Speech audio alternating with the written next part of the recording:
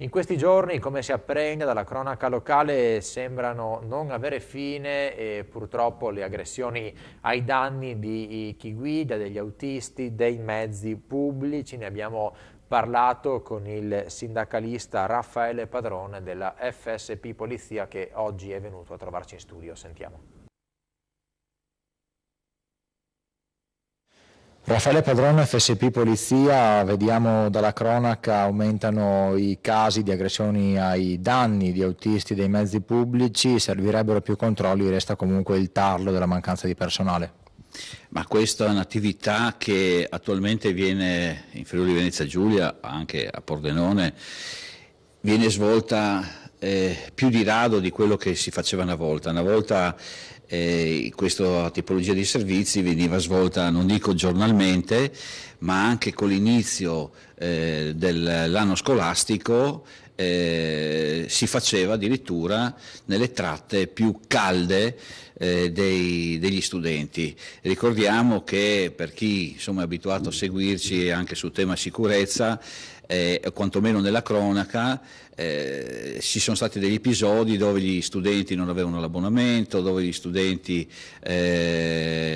di varie città, insomma, nella zona, dei paesi della zona, ecco, limitrofi, volevano viaggiare gratuitamente. Questo non è possibile. Furono messe proprio dagli autotrasporti qua di Pordenone, furono messe le prime telecamere proprio in ragione di questo su autobus di linea dove gli studenti frequentavano appunto nell'andare e tornare da scuola questi mezzi. Ma questa è un'attività che ci riporta sempre al fatto del numero degli agenti che ci sono disponibili. Ripeto, come ho detto all'inizio, questa era un'attività che prima si poteva svolgere, non dico quotidianamente, ma in alcune giornate particolari della settimana si facevano regolarmente. Oggi questo diventa più difficile.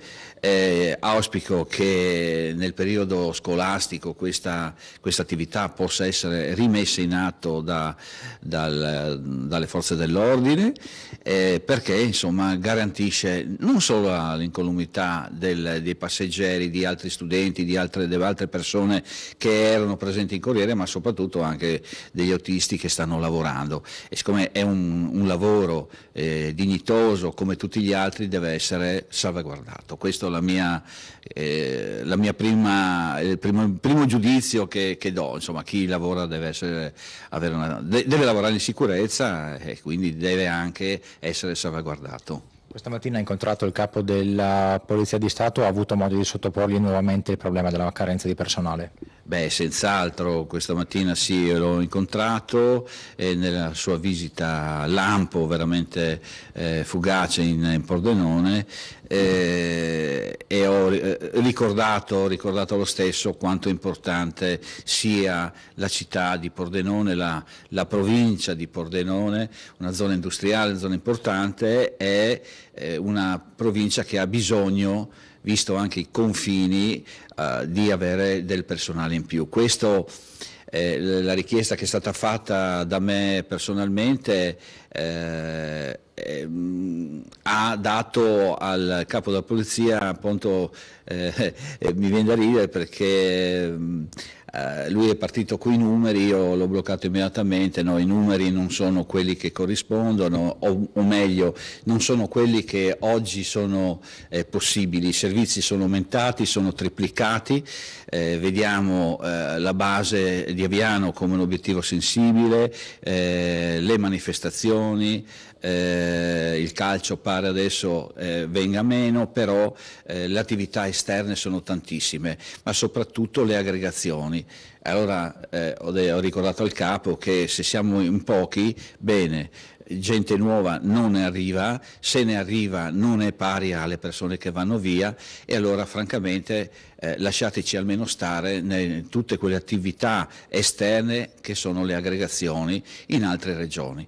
Questa è la cosa importante, essere pochi, rimaniamo a Pordenone, dobbiamo garantire sicurezza ai cittadini di Pordenone, quello che il signor Questore riesce a fare con gli uomini che ha, lo fa, il resto non possiamo veramente far miracoli. Vede, abbiamo parlato di servizi importanti come quelli citati, ma ci sono tanti altri servizi che oggi vengono meno o vengono rallentati proprio per la mancanza di personale.